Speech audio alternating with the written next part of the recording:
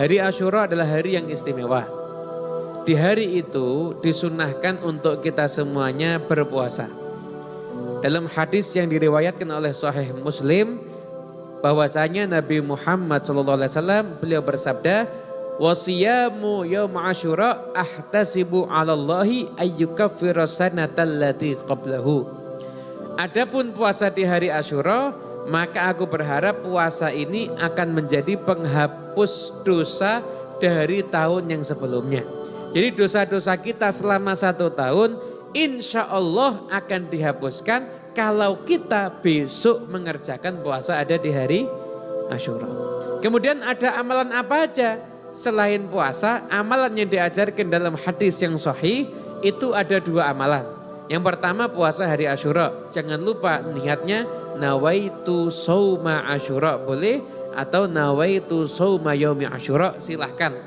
Itu bahasa Arabnya. Intinya Anda niat dengan dalam hati dengan bahasa Indonesia, saya niat besok mau puasa Asyura. Kemudian setelah itu amalan yang berikutnya adalah memberikan nafkah lebih kepada keluarga. Dalam hadis diriwayatkan oleh Imam At-Tabrani bahwasanya Rasulullah SAW bersabda, "Man wassa'a ala iyalihi yauma Asyura lam yazal fi sa'atin sa'ira sanatih." Barang siapa yang memberikan nafkah lebih kepada keluarganya di hari Asyura, maka sepanjang tahun insya Allah dia akan diberikan kelonggaran rezeki oleh Allah Subhanahu wa Ta'ala. Apa yang dimaksud memberikan nafkah lebih kepada keluarga? Kalau Anda biasanya ngasih uang belanja cukup untuk beli tempe tahu terong, besok hari Asyura keluarga Anda sarapannya itu harus enak. Kalau misalkan puasa semua ya nanti buka puasanya harus yang enak. Anda kasih hadiah nggak ada masalah. Istri-istri silahkan disenangkan nih para suaminya ya. Senangkan istri Anda masing-masing kasih uang belanja. Nggak usah banyak-banyak, 100 juta cukup. Kalau mampu ya, kalau nggak mampu ya di bawahnya itu. Itu termasuk amalan yang hukumnya sunnah dan akan mendapatkan kelancaran rezeki. Kemudian setelah itu ulama juga mengajarkan sekian banyak amalan yang lain ada di hari Asyura. Di antaranya adalah maki celak. Kemudian di hari Asyura silaturahmi, berziarah ke makamnya para ulama atau ulama yang masih hidup. Kemudian setelah itu mengusap kepala anak yatim. Nah, sering kita dapati di hari Asyura itu banyak sekali santunan anak yatim. Masya Allah, menyenangkan anak yatim itu pahalanya luar biasa. Bahkan mengusap kepala anak yatim juga pahalanya luar biasa.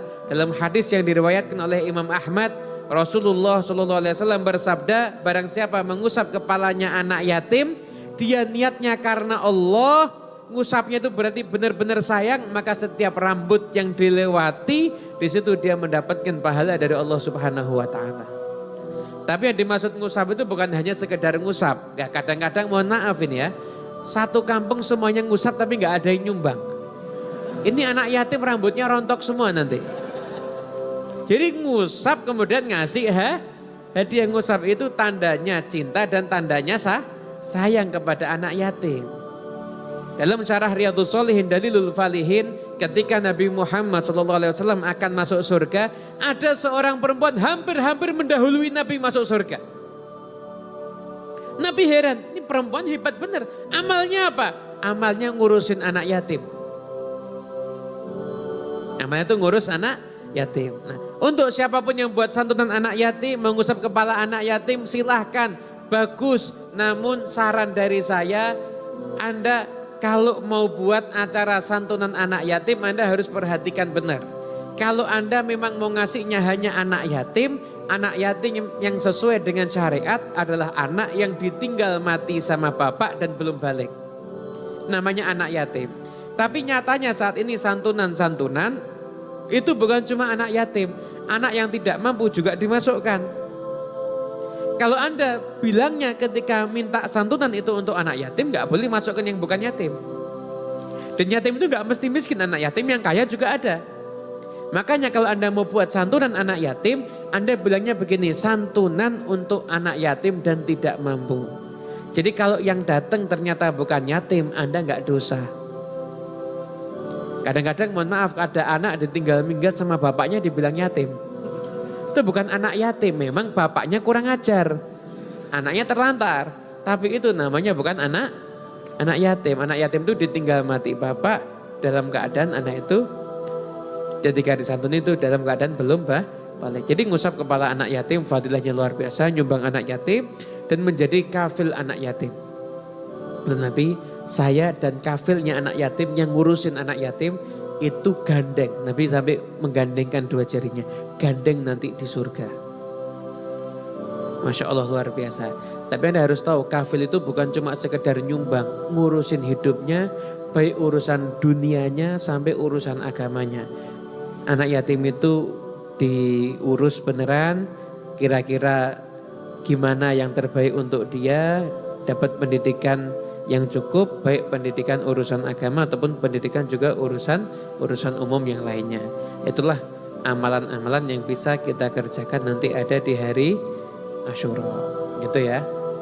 Jadi silahkan beramal soleh yang istimewa di hari Asyura. Kenapa? Biar dosa kita diampuni oleh Allah Subhanahu Wa Taala.